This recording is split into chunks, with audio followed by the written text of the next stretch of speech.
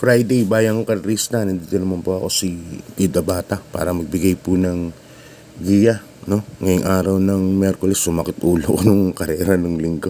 Nung Miyerkules. Grabe kagabi. At yun nga, puro dihado nanalo, no? At carry over po ang winner take all natin at pick 6 yan. Pati pentafecta, no? Carry over din. Sobrang dihado, lalo-lalo na yung Regal, yan. Tapos Super Earth at saka Ulala.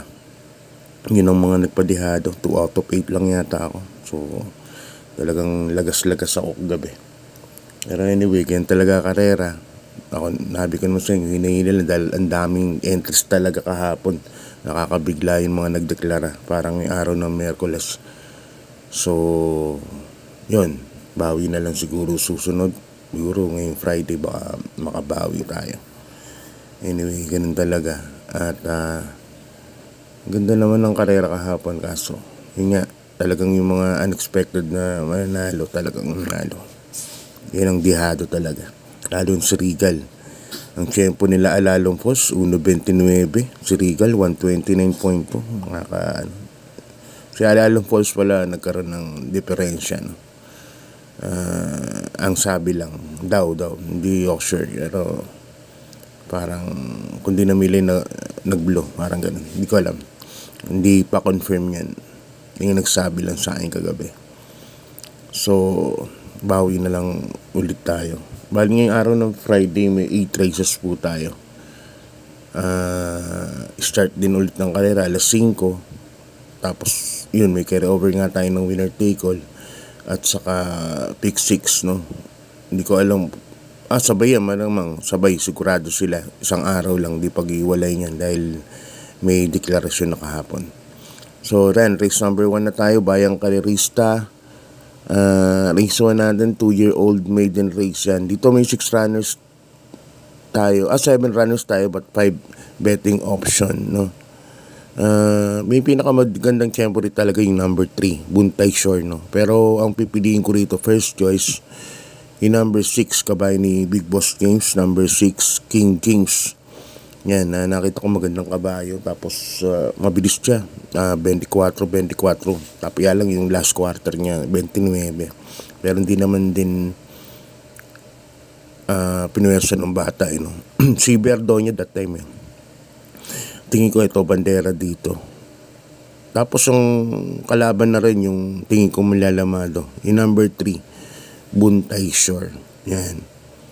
Pero ako first case ko yan, number 6, King James, na sasakyan ni Jackie Charles Reyes. Ewan ko kung totoo yung Charles Reyes yan, nandito ko sa ano.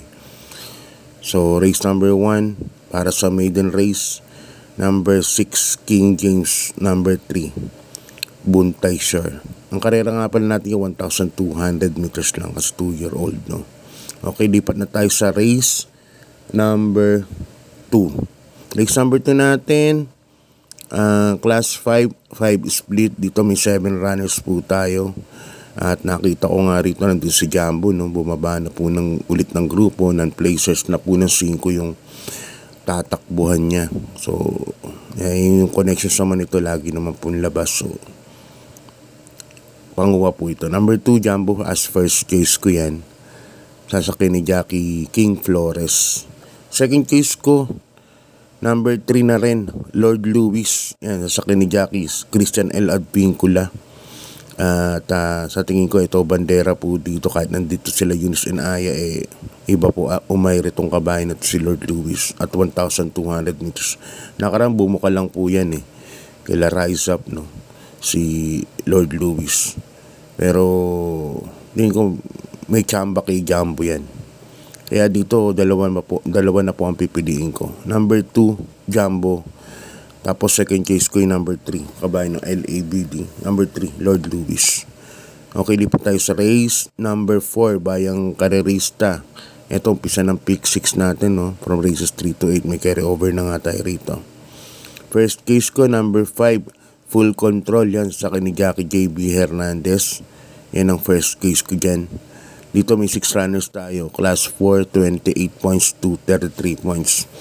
Tapos second case ko yung nagbabalik na si Tazama.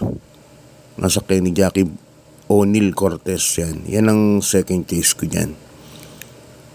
First case ko number 5, Full Control. Number 1, Tazama ang second case ko.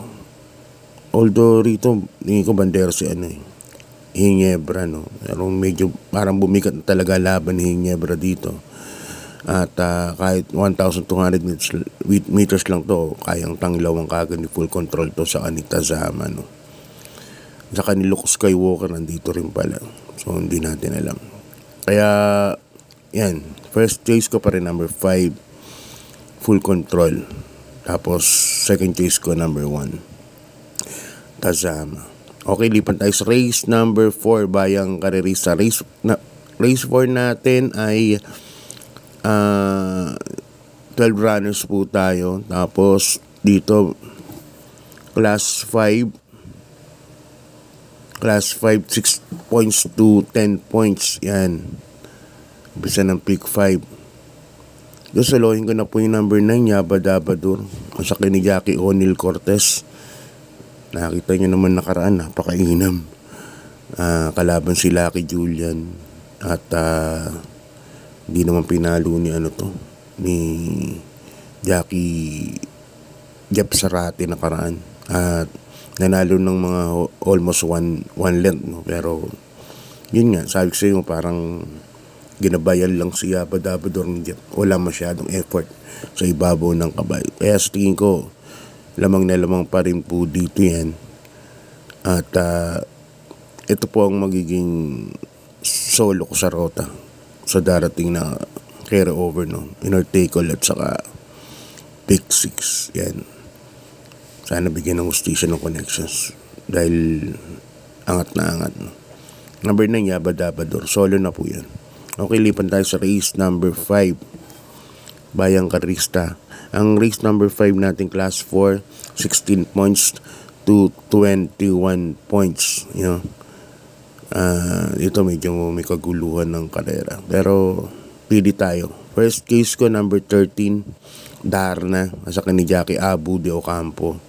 So si Darna mas maganda tinatakbo nito pag nasa mataas ang numero. Si Darna. Mas magaling siya. Ang second case ko, number 1, Say Kills, Pabs Caballero. Ito naman laging nasa likuran lang ng first, second, third lang po ito. Si Say Kills, pero nandun po yung buti niyan. Baka ngayon, napansin ko maraming di bandera. Baka bumilis ang pacing, baka bumigla po yan. At nasa balya pa siya. Safe ground, pwede pong makabulagayan. Third case ko, number 12, No Sen Yang Yana. Yan sa akin ni J.B. Hernandez. Alam niya naman si No Sen Yang Yana. Medyo bugal-bugal magparemati yan. Okay, lipat na tayo sa race number 6, Bayang Karerista. Dito may 8 runners tayo but may 7 betting option lang, no? First case ko rito yung bagong baba, number 3, Bullet. Yan, sasakay ni Jackie Mark Alvarez. Si Black Superman pa sakay niyan. Baka may pacing ng maganda at sumalid sana na maganda kasi may mga takbo to na naiiwan, ano.